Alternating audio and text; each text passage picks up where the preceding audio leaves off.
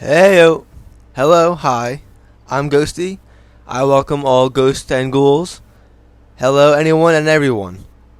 Welcome back to the Underworld. Today we'll be taking a look at the finale of the 4th season of Stranger Things. Chapter 9. We're diving deep into it. I'm going to be talking about all my thoughts and reaction to it after I watch it. So, just so you're aware, we're all on the same page. This is a spoiler warning, or a spoiler talk. I'm going to be spoiling it. I'm talking about the events that happened in the episode. So this is your spoiler warning. If you haven't seen it, I advise you to go do so and then come back. Or if you haven't seen this episode, or if you've seen other episodes, they're already up on the channel, and you can go check them out and hear what I have to say about them other episodes. But for this one, for Chapter 9 strictly, that's what this video is all about. And it's a bit long, so I'm going to have to get to watching. So, as much as I don't want to say it, it is the finale, and I'm about to start it. So, without further ado, I will be right back.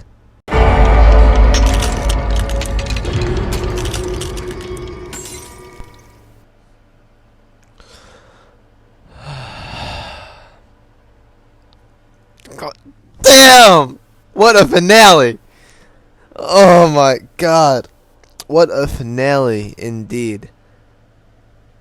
Get comfortable, get ready, because there's a lot to talk about, and I have a lot to say. A very long episode, of course, means a very long video. So get ready and get strapped in for a hell of a ride. A literal hell of a ride. And remember, spoilers. This is a spoiler warning. I go watch it if you haven't. This is a spoiler warning. I'll be talking spoilers, so if you haven't, get out of here. But my god, this episode had some of the best moments in the show, some of the most merciless, some of the most badass, and some of the funniest. Everything good about this show is all condensed into one episode for this, and it pays off really well. But just like any other video I do about my thoughts and like talk about an episode, I try to go from start to finish, like chronologically, order in the episode and each scene. So we'll do that. But whew, what a finale. And the more I'm thinking about it, I think the more I like it. And I really did love the episode. I think it was a great finale. They did really well with it. And I think it paid off. Especially the length, too. I kept bringing up how it's a really long episode, which it is. Especially compared to other episodes. But I think it still worked even better than any other episode in its length. They did a damn good job of it. Maintaining the content and how much of content was in the episode itself with the length. I just think they did a phenomenal job with the episode. But again, episode not only an episode, but it is also a finale, which was a great finale. I'm not gonna say anything more until we get to talk about more of it. But phenomenal finale. I think they did great. So let's actually get into it and talk about each event, and let's get into the start of it. Now, where are we? I'm not even sure where to start first. I might not even do chronological order. I really don't know. But, wow, a lot of stuff happens. I know the episode does start off with Katrinka, the little, like, helicopter that looks like the Sparrow from GTA Online that Yuri has. It's the top-tier vehicle, by the way. Amazing aircraft. I would love to own it myself. But I don't, sadly. But they had that. I know it starts off with that. They start off with Hopper and Joyce and Murray and Enzo and Yuri and, that whole group. I don't want to say this just to start off the review, but it happened, like, when the episode just started off. So they were getting undressed or whatever, and Hopper's scars are revealed, and then Joyce is getting undressed. And I was like, I was a little more interested than I should have been in that. But that happened, and then, I don't know, it was just, seeing them together again is lovely. Same, like, later in the episode, again, when everyone's reunited. It's such a surreal and good feeling to have. Especially seeing it on screen for yourself. It's like, finally. It's relieving. It feels great. But we had this a lot in this episode, which included in Joyce and Hopper, like I said already. It cuts back. Obviously, we have all these groups of the different characters. We have that group of Hopper and Joyce and them. We have Mike and Will, and now 11, and then we have Steve, Nancy, and Robin. And then we even have Dustin and Eddie, which I'll get into. Because, boy. And then Lucas and Erica and Max. I'll get into that itself. But for for now, we'll stay on topic and, try to talk about what we're on already. And if you haven't watched any of my other Stranger Things videos, you're not aware that my favorite characters consist of Eddie and Max in this season. So, you can probably tell where I'm coming from. But for now, let's keep going with, the talk. So, after we see Hopper and Joyce and all that, we see me back with, before they depart, we made it back up with Eddie and Steve and Dustin and Robin, Nancy, and all them. And this is where they do depart, actually, in this scene. And they all look badass. Might as well add, obviously they all get more badass with the weaponry and all that. Nancy at the end, even Steve, Steve always looks badass, I'm not going to lie. But even Dustin with his coat, they all look great. Even Robin with the little beret or kind of hat that she has on, whatever it's that's called. They all were looking pretty good. But this is where Eddie's trust me, you don't gotta worry about us, Steve. We're not gonna try anything. We're not heroes. Which just obviously comes back up later, and it's just, man. All right. Well, after that, we meet up back with 11 and Mike and Will and them. And Argyle is finally a big part of it. I mean, actually, no, he has kind of helped them along the way. But in this one, oh boy, Argyle does a lot of help. And he's great in this episode. Every episode, the characters, the story, everything just gets better and better. Until you're feeling left depressed at the end of it, like this one. You know where I'm getting at. Anyways, Argyle knows that they need salt, and they end up going to a pizza shop, like the one he works at. They actually had to bribe a dude with what was it, like a blunt or something? I'm not sure, but they got him out of there, and then they're using it. And I will say, 11's gear in this episode is the best that she's had. They gave her the big ass glasses with the pizza wrapping over it, and it was awesome. She looked great. I am well aware that no one is dressing to impress in this show, but my God, they're all looking great. But I was saying, I didn't know why it was called the Piggyback. This episode is called the Piggyback, and they make it this but before they do go to the pizza shop, they make it clear why it's called that. I had no idea why until this scene, and 11 tells them that before they do go into the pizza shop, and they're thinking of a way of helping Max, since they're far away, they're nowhere near Hawkins, and nowhere near them. So 11 finds a way that she could mentally help her, and her way of doing that is piggybacking off of Vecna. So when Vecna / Henry / number 1 invades Max's mind, 11 can piggyback off of him and ride him to her mind and can basically do the same thing that he's doing. And that's the thing. She just has to wait for him to make a move, and she could do the same. Which she does later on, and oh my God, it is such a cool scene. It is awesome. Really badass moment from 11. There's that many scenes. I mean, obviously I know 11's a superhero, and she has powers and shit, but there's that many moments that, now that I'm thinking about it, there's a lot of moments, but not like this scene when she saves Max. I'm not sure where that is in the episode. Maybe a middle episode towards the end. But when she does save Max, when Vecna first gets a hold of Max, and 11 comes out right in time just to save Max, and my God, the hype was real, and it was so badass to see it. I'm not sure how I felt about that, because no one was really near each other. Because we have this, obviously whole beloved cast of characters that are always together, and that's what they are. They're a group. And I'm not sure how I felt about it, because they were all separated, and they weren't a group in this. And that's how they were battling it. They were in the battle, and in this, final battle of the season, all separated. I didn't know how I felt about it, but 11 doing it, using her powers to, make a psychic link to her and Max to fight Vecna in Max's mind was brilliant. I think they did it really well. But then again, it makes sense since it is also a setup for Season 5. It's not the final battle. We have yet to see more of Vecna and, the final battle that we'll get next season. So I think it was still a great finale, though. Obviously, again, we're not done with any of these characters, besides some maybe that have been left behind, which I know I don't even want to talk about. But it is what it is, and that's how it was written, and that's how it was made, and that's how I watched it, and I can't change it. So I have to deal with it. But yeah, everyone's like the plan is set. Everyone's executing what they must do. We have people in the Upside Down. We have people in the the actual, I don't know, overworld, I guess, the main world, and the plan is set. And then we also have 11 there, which no one knows. She shows up later in Max's mind, and Max is just like, "Are you real? Like what? Are you real?" Which was funny.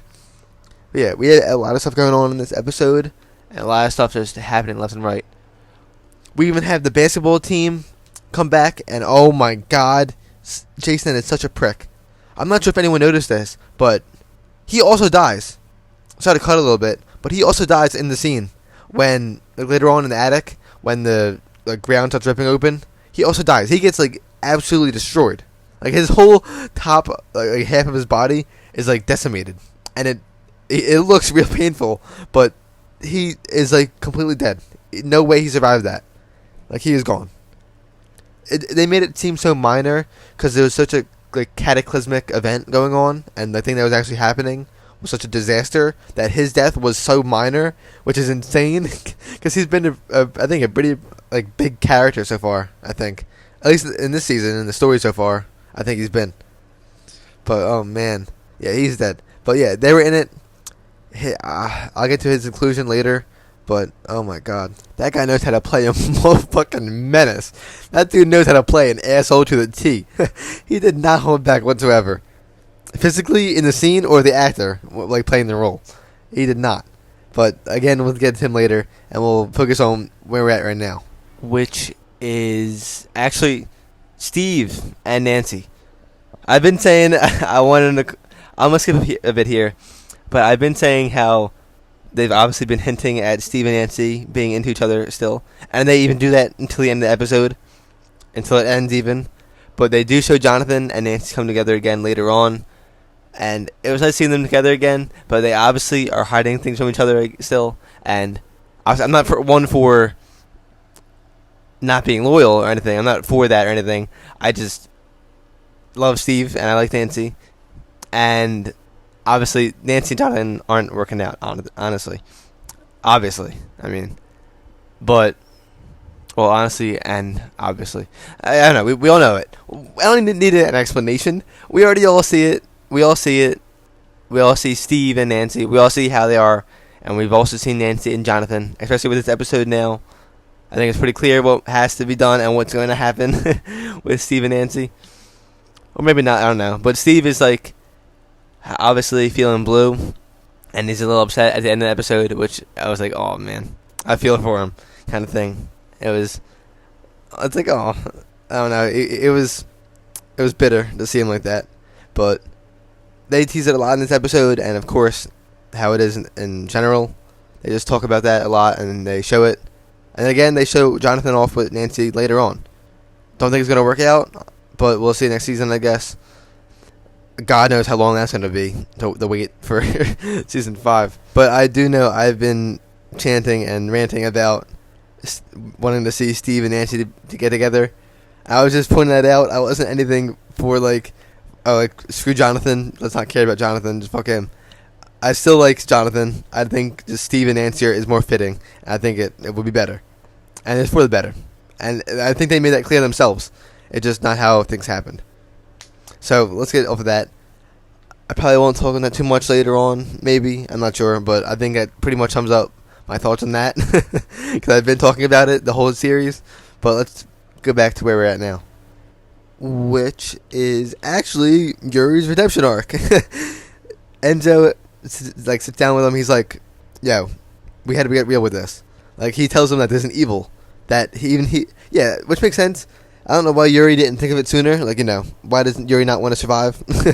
But they gave Yuri his own little redemption arc as a little subplot thing with his character and even Enzo and just Russia all around, which is pretty cool. And can I just say Russia is beautiful? Not Russia itself, but just really any land, any winter land that has snow and frost just covered and just covers everything. It's just beautiful. I think it's just the snow that gets me. And just the scenery with the snow and frost that comes with it. Oh, it's gorgeous. But anyways, they do that with Yuri, and Yuri's good with it now. At the end, he gives a little smile, and they're all happy, whatever.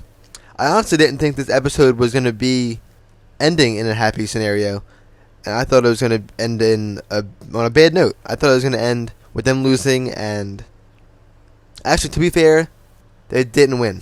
So I guess they kind of did, but some things are looking for the better, and some things are looking for the worse.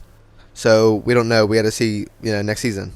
But I really did think they were gonna flat out lose, and it was gonna end in the most depressed, just downright awful scenario it could be, and then it was gonna end and leave us on a cliffhanger kind of thing. But it didn't, and I'm glad. So we'll have to wait for season 5 for that. But after Yuri, next is Max and Lucas in the Creel house. They show off some of that, and they show off their relationship, which is so sweet, but it gets real dark real fast towards the end of it. But it's sweet, and it shows that they really do care for each other. I think the actors, they're not really children anymore, so you can't really base it off that. Regardless of what their age is, I think that they're doing amazing. I think they're great actors and actresses. And in this scene, they don't even say anything. They're just passing notes back to each other, and just showing the notes off and talking to each other through that. And it's nice. The whole episode is dedicated, for Lucas at least, to Max. That's all he cares about. And that's all he is worried about. That's all his mind is on, is Max.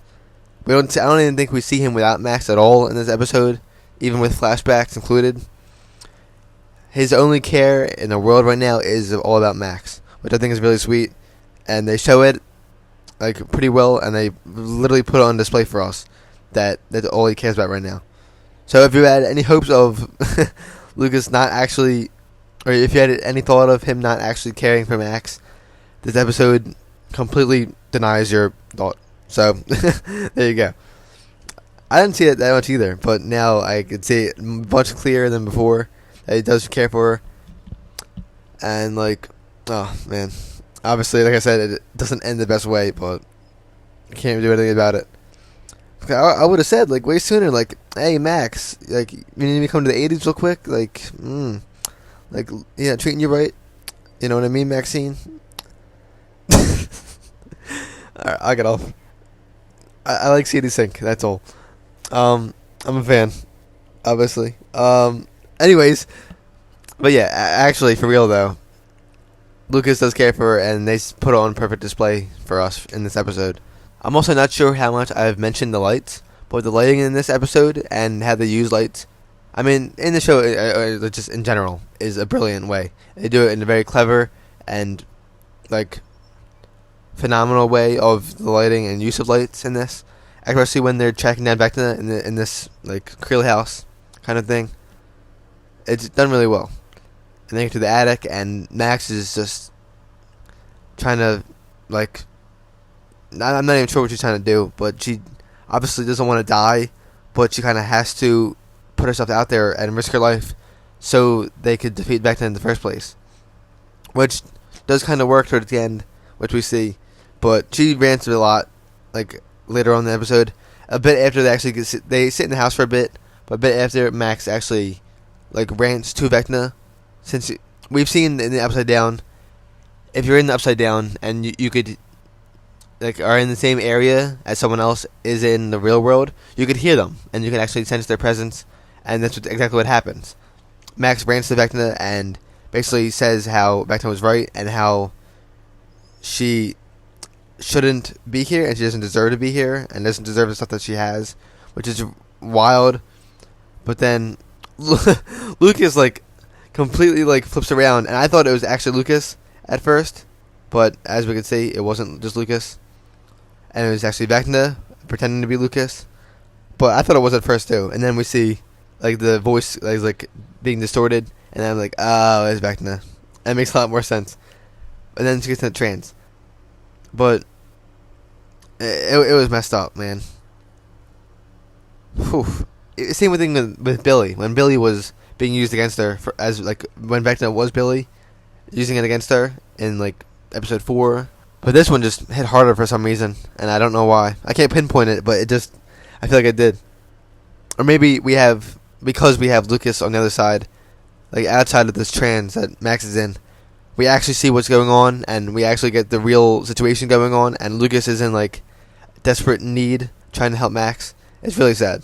It's real upsetting, and they really know how to build stress and tension up in the show. Like they've like perfected it at this point, and there's nothing else much to say about that. That's all it is. They really perfected it, and they mastered that craft now. But whew. All right. Well, next we cut back to the pizza parlor with Eleven and Mike and Will and them, and we actually see a lot of Will in this and a lot of Jonathan. So now we can get into this, and this is why Will has been up to feeling blue and why he's been upset recently. And the whole show, like the season at least, overall, he's been distant and he's been different. He hasn't been involved and involving himself much until last episode when we saw him very emotional with Mike. And I said some things that may or may not have been true, but now we know that there is something that he hasn't been telling anyone, and it's that he's been distant and hiding things because he still is in touch with the Upside Down. Ever since he got like connected to the Upside Down and taken in like the first season when the show first originally started, all the way back when, he's still connected to it, and he still has this feeling and still has this knowledge and this ability to feel what's going on in the Upside Down, which is really interesting, and it could be used in a very clever way if done right. But we got to see how much he's used, because he could be the biggest part next season, or one of the biggest like points. But him and Jonathan both do end up having a heart-to-heart talk, which is really sweet, and we see it come to fruition. And we actually get some context behind what's going on with Will, so that's finally a little cleared up. And at the end of the episode as well, and we get this moment with these two brothers and more of Jonathan's character as well developing, and the whole scene all around is just heartwarming. And I love the brother talk that we get, and I'm glad they didn't leave Will's scenario in the air. I'm glad they actually gave context to it and gave us some reasoning of why he's been the way he is. There could also definitely be more, and there could be less though, but for now we don't know, and we'll have to wait to see what's next. But for now, we're still in the piggyback, and we're still in it. And while this is all going on as well, we have Max going through her memories, trying to find a better memory to put herself in, to get away from Vecna, to buy them time, because that's what their whole plan is. But while she's executing her part of the plan, we have Dustin and Eddie, and my God, this is one of my favorite scenes, and this is probably one of the coolest scenes ever in the show. This is really Eddie's moment. This and later on we'll get to, but my God, the scene starts off. Well, not this specific scene, but the sequence of events of him finding his guitar and then playing it on top of his trailer is such a spectacular moment, and it's like something out of a fantasy. And all the Demobats are coming towards him, and they're all surrounding the area, and he's just ripping it. He's shredding on this guitar, and it is awesome. All while Max is in serious real peril danger, but it's not even the point. Eddie is just ripping it, and he looks awesome while he's doing it, and it's such a cool sick ass scene. I was so excited to talk about that and Eddie, because Eddie shines so much as a character, and he has a lot of personality and a lot of strong points with his character. I think he's a great character, but sad to say, stuff I don't want to admit that we all know of already, but we'll get to that in a little bit.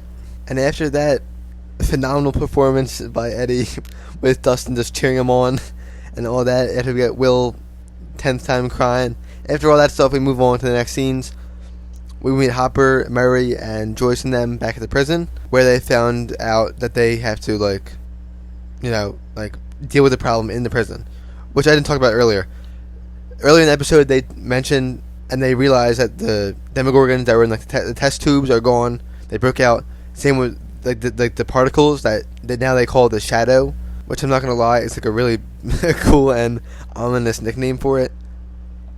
But maybe it's some D&D stuff, since I know that's a big thing in this show. Maybe, I don't know. But regardless, it's some kind of dust or particles from the Upside Down, which is a much bigger part than it would just leads on from the scene. But we know that Demogorgons and Demodogs or whatever are, they're out of the cages and they're out of the cases that they were in. They escaped and now they're on the loose. And then they found out that they had to come back into the prison to fight to try to help the kids, which actually does work. Because one thing you attack one thing, you attack all of it. It's like a hive mind, as they say themselves. It is. That is what it is. It's an entire hive mind of creatures and just one hive mind of it all. And they use it to their advantage, and my God, does it get real damn cool real fast. I'm not going to talk about it yet, but I will talk about it, and it makes them for some pretty good ass scenes. But the next scenes comes back to Max and 11, and that exact scene that I was talking about with Max trying to figure out a better memory than where she's at with Vecna. This is where it occurs, and she goes to the middle school snowball dance in Hawkins that was with Lucas, and which is very sweet. Ends up being very, just full on dangerous and dead, and just full of death and deadly, which is also pretty cool. I like that anything that Vecna touches and anything he comes across comes to ruin, and either is drained of life or just dies out. And I love that little touch. They don't know how to do it, but they do it here in this snowball room, this dance room, and then later in the episode at the very end. I love it. I love when villains had that effect on things. I don't know why. I just think it's so cool. But back to the actual scene itself. Max is in her trance dealing with Vecna or whatever, and then this is where Jason comes in. And Jason's friend, Jason being the basketball team player, the captain of the team or whatever, though Chrissy's boyfriend that was, is obviously obsessed with her death and still is out for Eddie. He has that for Lucas now, and they end up getting roughened up. They end up fucking each other up and just blanking out, just swing after swing. And Lucas was he was taking them hits, not the best he could, but there's not much he could do, honestly. He was worried about Max, and he was trying to be cautious, but he couldn't be, because Jason was just whatever he was doing, it was basically just full-on aggression and anger coming out on Lucas, and Lucas was trying to talk him out of it. He even had a gun. He even had a gun pointed at Lucas. I was like, holy shit. And they just full-on have a big brawl. They have a fight. It's like a brawl. It's like a bar fight. Every item they can get up, he hits Lucas in the head with a glass vase. He just smashes over his head. They get tackled back and forth. They're throwing haymakers, this and that. And the third, they're just wailing on each other. Really, that's all that is. And then of course it doesn't take away from the tension of Eddie and Dustin, though. Neither does it do with Hopper and Joyce and them. Obviously, it cuts back to each group here and there and what they're doing. And of course, in the midst of this group, we have Dustin and Eddie, and it cuts back to them, and oh my God, they're planning to leave the Upside Down, obviously, and they need to buy time, because no matter what, they would have led the Diamondbacks away, but the Diamondbacks would have went everywhere back else, and they would have went directly to the Creel house. If it wasn't for Eddie, there's a chance that Steve, Nancy, and Robin wouldn't not have made it, because Vecna knew they were there. They get trapped in the vines or tentacles, whatever you want to call them, while they're in the Creel house. So they're captured. Vecna is aware of their presence, and the Diamondbacks probably would too if it wasn't for Dustin and Eddie. But after he rips that awesome song, which by the way, they have Master of Puppets, I think is the song name, having this whole compilation of each group doing different things. It goes from Max to Vecna and Max to Eddie and Dustin to 11, and it's such a cool scene, which is a very interesting song choice. I mean, I get that that's what is being played or whatever, but it's just an interesting seeing it over Max dealing with Vecna. But we have that, and then Eddie does the one thing I knew he was going to do. I didn't want it to happen, but I think the whole fan base knew it. We all kind of predicted this was going to happen, and oh my God. Dustin leaves, and Eddie does what has to be done, because again, the Diamondbacks would have gotten away from the trailer, and the Diamondbacks would have went back to their Creel house. And if it wasn't for Eddie and Dustin's actions, I don't think Steve and them would have made it. So, oh my God. So Dustin leaves the Upside Down, and he goes, and Eddie stays behind, as we all seen in the episode, and he cuts it, which I wasn't sure what he was doing, but it makes sense since both sides of like both worlds have a gravitational pull. So the thing was kind of just there in midair, like the sheet that they had to use as rope.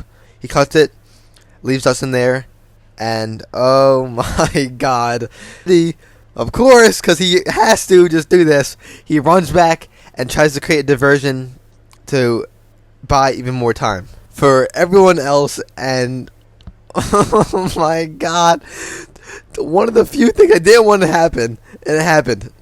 I mean, I'm not gonna lie, it was so beautifully done in this scene and each scene, which we'll get more into. But Eddie, oh man. All right, well after that, of course, it cuts back to what else is going on. We see Lucas and Jason battling it out still, and then we have Max in her memories or in her mind, I guess, and Vecna's there. And this is where Vecna is like on top of Max. Vecna is on her ass, and like, he's about to kill her. At this point, I think this is the scene where she actually begins floating in the attic in like the real life. But in her mind, Vecna is right in front of her, and he's about to kill her. Like he has her hand over her head, and is about to like strike. Which, another thing, by the way, is that Max is his fourth victim. I'm not sure what it is, but the number 4 was important. I'm not sure why it's 4 times, but his clock chimed 4 times, and he needed 4 victims to actually have 4 gates open. Maybe that's why he needed 4 gates to open, like this very specific shaped gateway to have the upside down unleash into the real world. Maybe that's why he needed 4, because 4 gateways. That's why he needed 4 kills. But regardless, he did need 4 kills. And maybe it's just fitting that they went with 4 chimes for the clock. I'm not sure. There could be something. I'm just like blatantly missing it, and I don't see it as of right now. But for the scene and for the episode, that's what happens. Max, or he tries to get Max to be his 4th victim. And this is what I was talking about earlier. He comes in, he's about to kill Max. Like there's no stopping him. But then 11 comes in out of nowhere, and it's one of the most hype ass moments I've had in the show.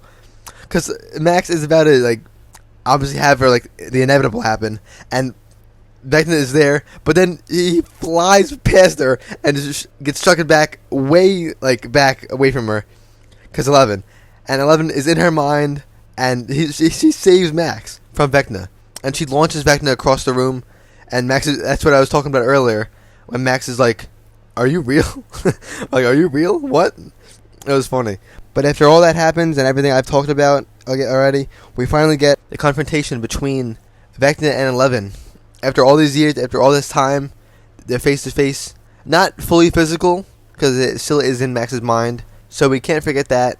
But it still is a confrontation, and we still have them face to face talking to each other for the first time in the show. Besides, flashbacks, obviously, and the memories. But wow, it was such a hype moment. I was like, yeah. But I won't lie, because you know what? We'll talk about it because it's coming up, and I have to talk about it anyways.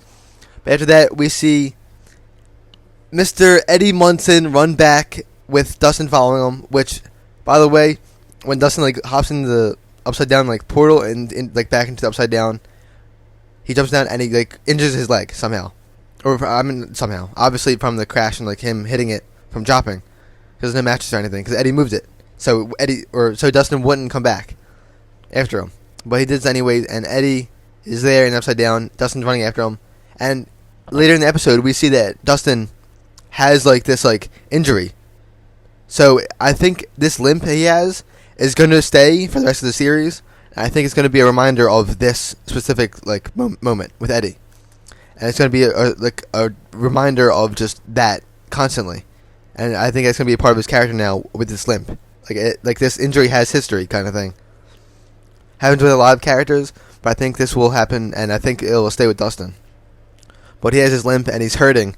And we see all the bats swarm Eddie, and Eddie is defending it like a boss. He is doing everything he can, and he's fighting off the bats. But obviously, worst comes to worst, and he can't hold out for too long. And he's doing what he wanted to do.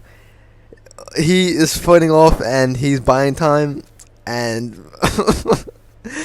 oh my God, he sacrifices himself There's no other way to put it. I can't. I'm not gonna sugarcoat it. I know it's just like a character, but I think this one hit. This one definitely hit me, and I knew it coming too. I knew it was coming, and I was still shocked, and I was still there, sitting there, sobbing. I was like, oh man, this is a rough one.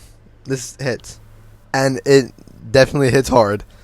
But the whole time we had this going on as well, we have 11 and Vecna, which we'll get back into. But actually, you know what? No, we'll talk about that now, because I don't even want to talk about the thing with Eddie yet.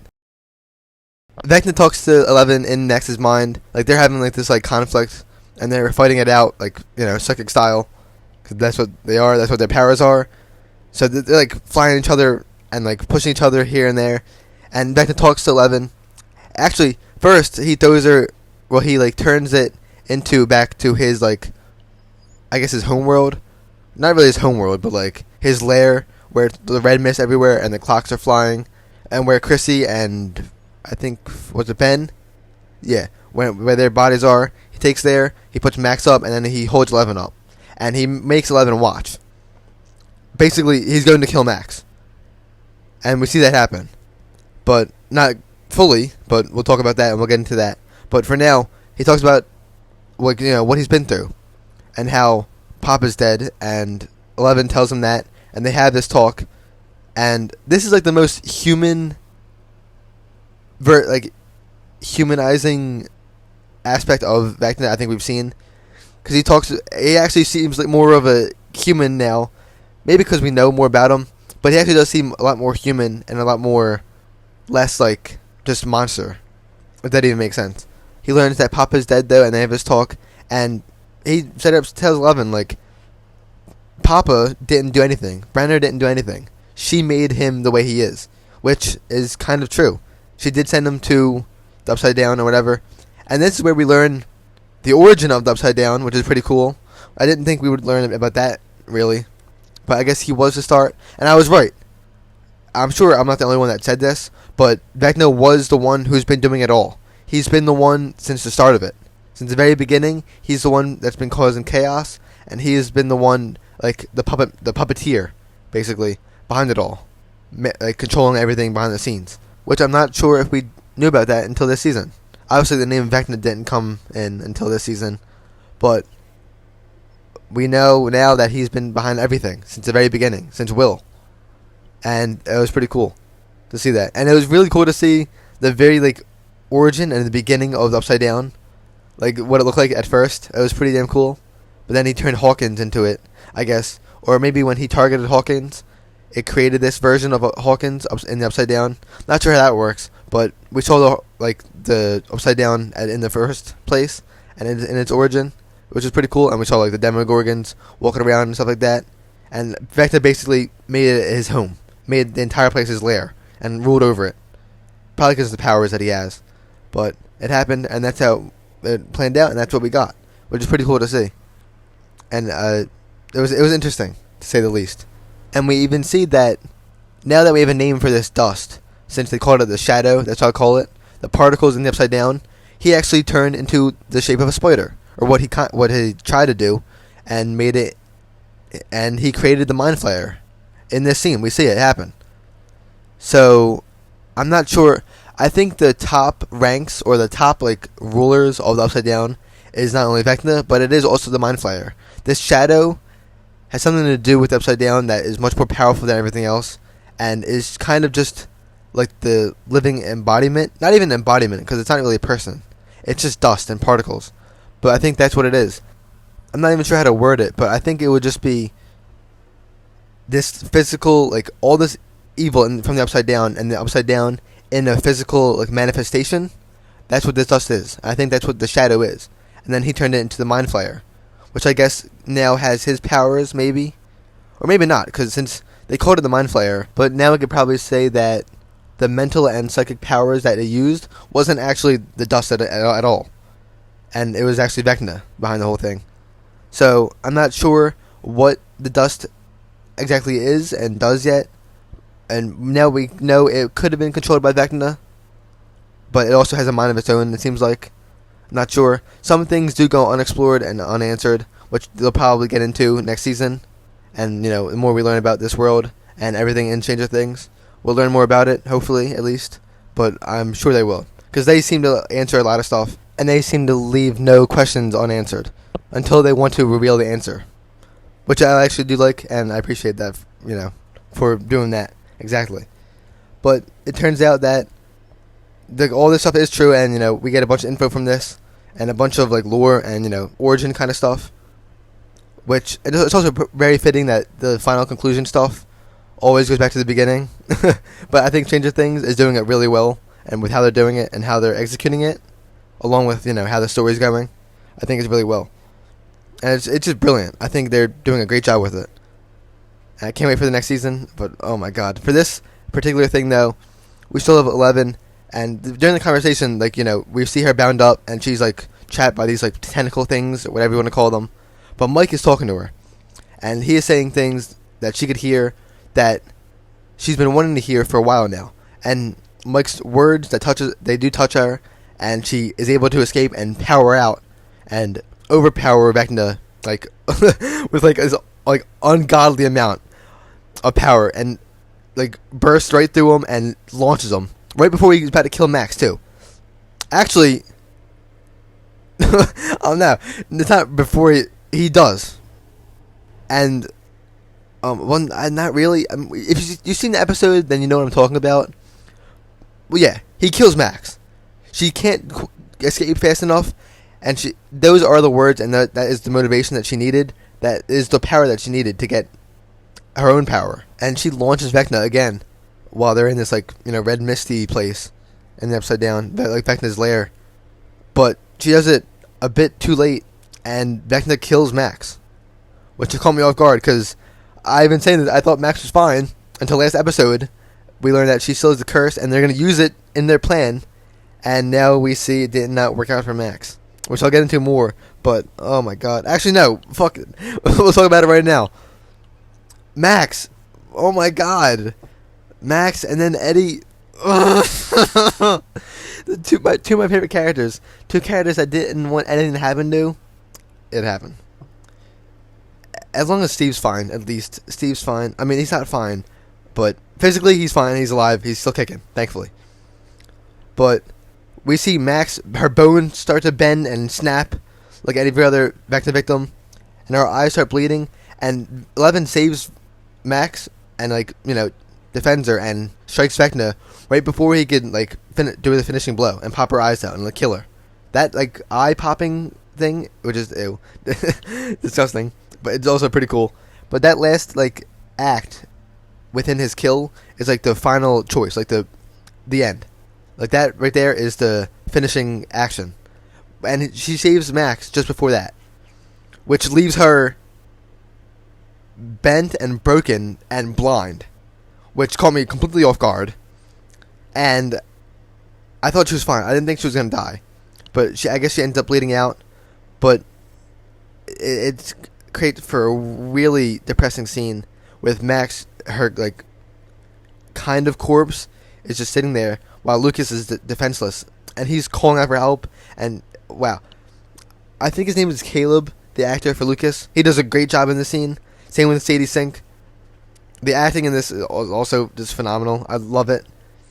Also, the whole time, Hopper is dealing with a demo dog, because they're also having their own plan of fighting. But that's not even the focal point. The focal point, obviously, being Max and Eddie. But, oh my god, man. Lucas is just there, helpless. Same with Max, and they're just sitting there together. And Max can't react, and she doesn't know how to react, because she can't feel or see anything. And Lucas is just there, not knowing what to respond with or how to react. And it's just really morbid. It's depressing. But then after that, everything's still going on, and it's still crazy. And Hopper gets rescued by Joyce, and we get a good little sweet moment with them. And then Murray comes out out of nowhere with a goddamn flamethrower, and every one of the little demo dogs up that escaped from the glass cases. And then Steve, Nancy, and Robin all get up to the attic where Vecna is actually at, his physical body is at. And, bro, they mess him up. I'm not gonna lie. I wanted Steve to get a hit so goddamn bad, and he didn't.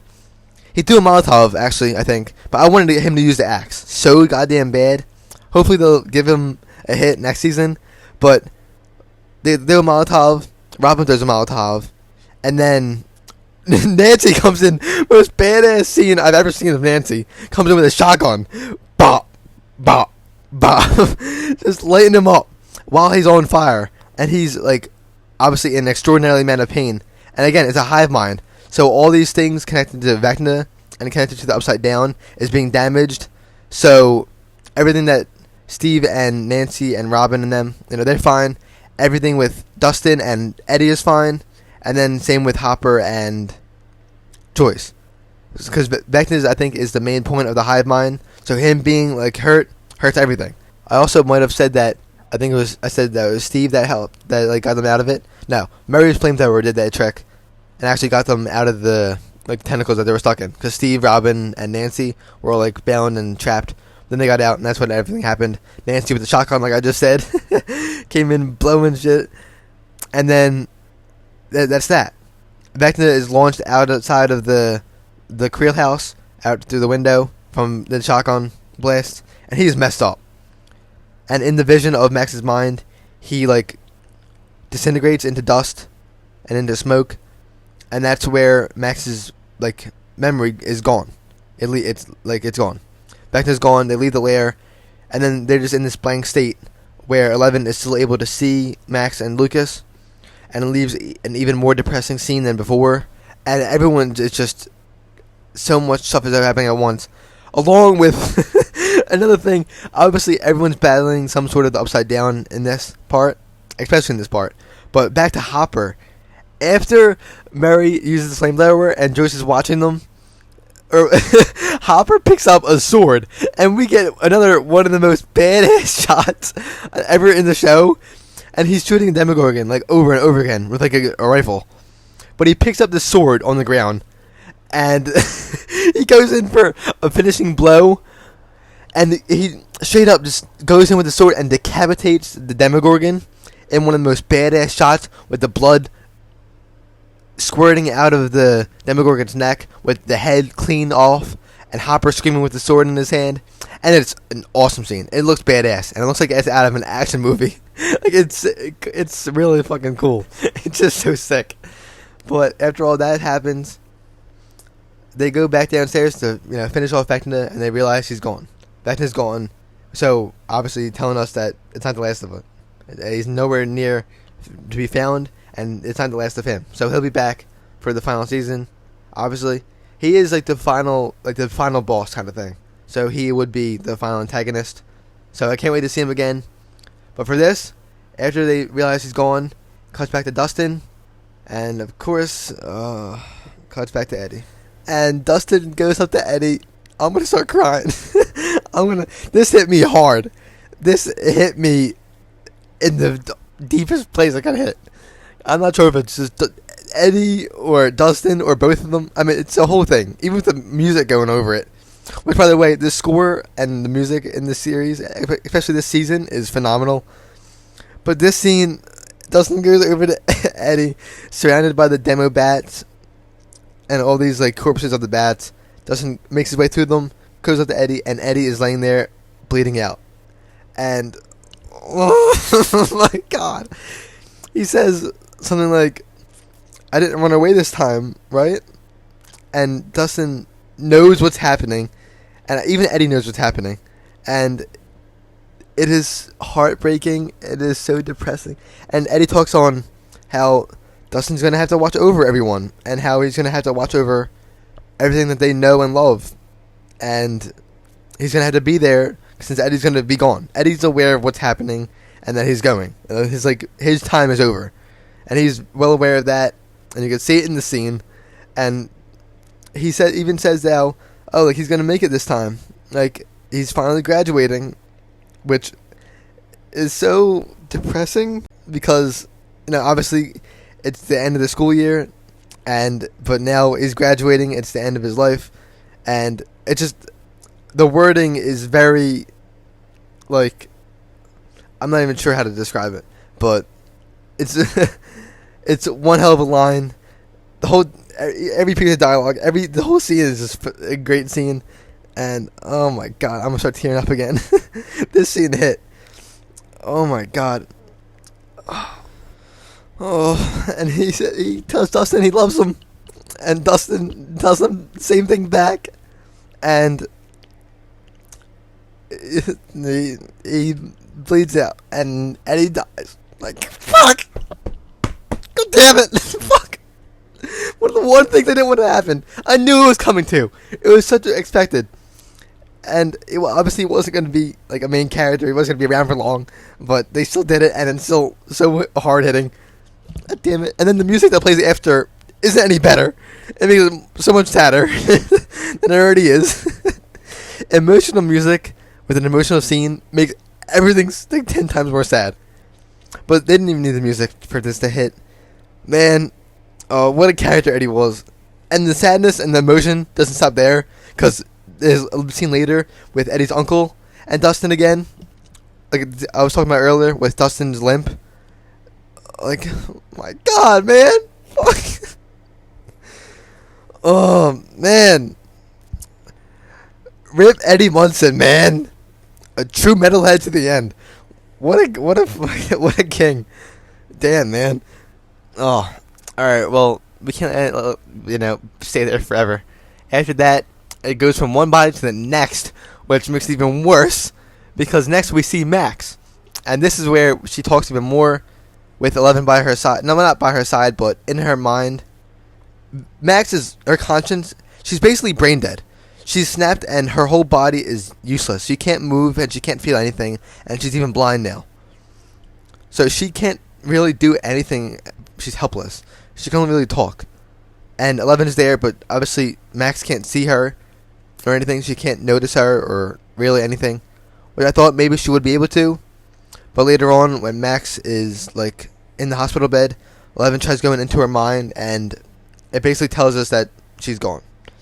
I don't think she's actually going to die because of that. We'll get into that, but for now, the scene, she has the blood coming from her eyes, but she's still alive, which is so gruesome, but it's so weird because she's just helpless the entire time, and it's such an odd feeling. And Lucas, again, just crying out for help. He's bleeding, he's bruised, and he's helpless as well.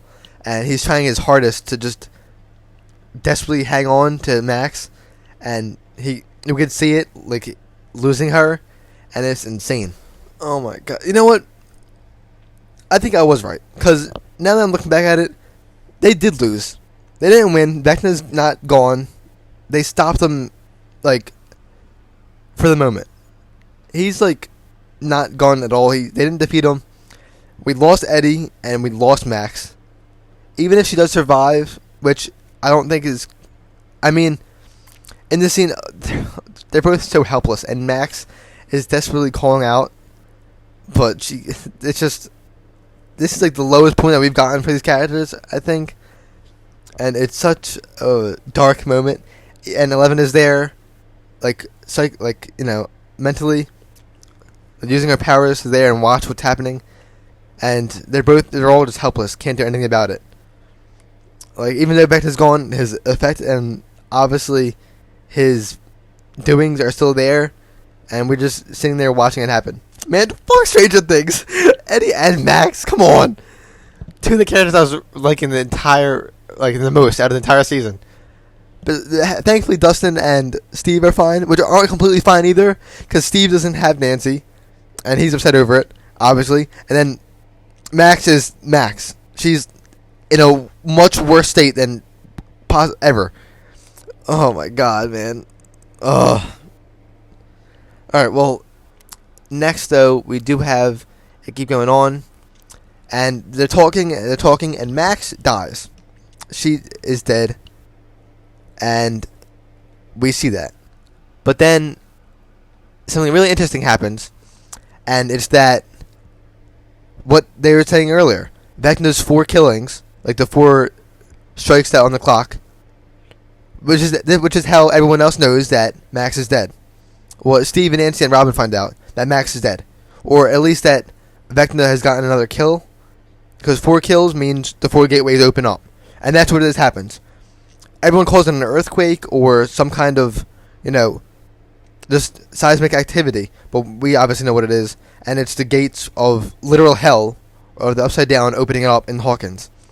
And it creates this entire, kind of X-shaped mark in the ground, just with a glowing red coming from it, coming from the depths, which is obviously what we know of the Upside Down. But it creates a really cool damn fucking scene, and a really cool, vision, scenery, kind of. But, oh my god, man. But a little after that, we get 11 flashbacks of Max, and she actually uses her powers to restart Max's heart and get her heart beating again. Which I was like, excuse me? I was like, holy shit. We've never seen it before. I'm glad they're using the powers in new ways, because it's very clever, and I think it's a good move. I think it's a good way to progress it, and, use the powers just beyond what they've already been using it for. Because they've already been using it differently in this whole season. And it even shows with Vecna as well. But then we get a time jump, which I didn't expect either, of 2 days later, and everything seems a lot more fine, but we obviously know it's not. The town of Hawkins is going through this cataclysm that they've had dealt with, and the town is being affected by this what they're calling an earthquake, but just the gates opening up and the Upside Down, unearthing into the earth itself, and it's just leaking itself into the Hawkins, into the real Hawkins that we know. And now we've lost Eddie, and we've not really lost Max, since Max is still alive.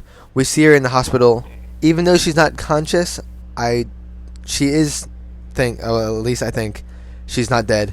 She could definitely be, and it could definitely start off next season with them dealing with the loss of her.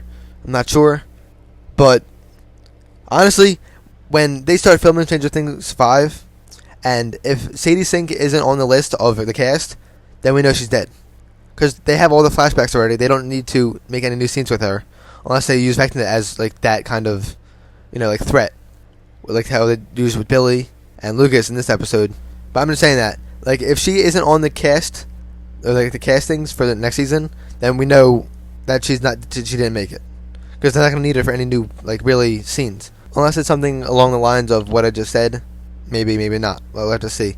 But we do get the reuniting of Mike and Will and Dustin and them, and it's so glad seeing Dustin smile again since what happened. And he, again, like I mentioned earlier, he has this limp, which I think is going to be a part of his character. I think it should be a part of his character, unless it gets him killed.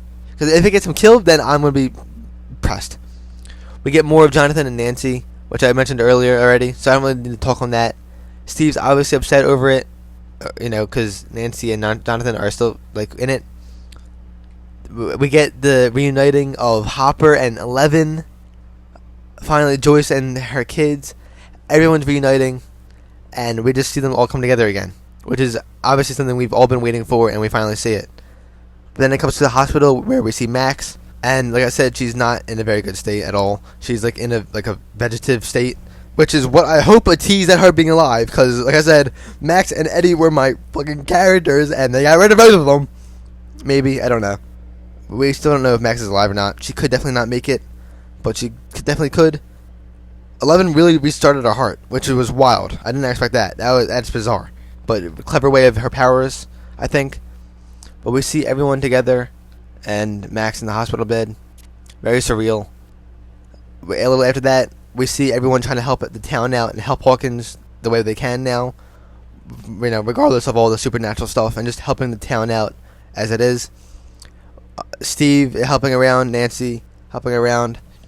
We even see Robin with a girl again, which, yes, I've been cheering this on the entire series. I've been making the videos all about that. This girl that Robin's into, like I said last episode, they didn't show her, and they didn't really touch that subplot or that side story of Robin and her love interest. The entire show, they showed it once or twice, and then got away from it for the rest of the show, and then they showed it this part, and now it seems like the girl's actually into her, and they're into each other. Yes, yes, hell yeah. I'm happy for Robin. Happy for mostly everyone, besides some characters that didn't deserve it. But oh man, Max and Eddie didn't deserve it. Why, Eddie? Oh my god, man. Max too. What did they do? Oh man.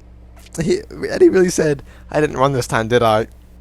Oh, motherfucker. God. I accidentally unplugged my mic. Alright. Anyways, like I was saying, I mentioned this earlier. This is where...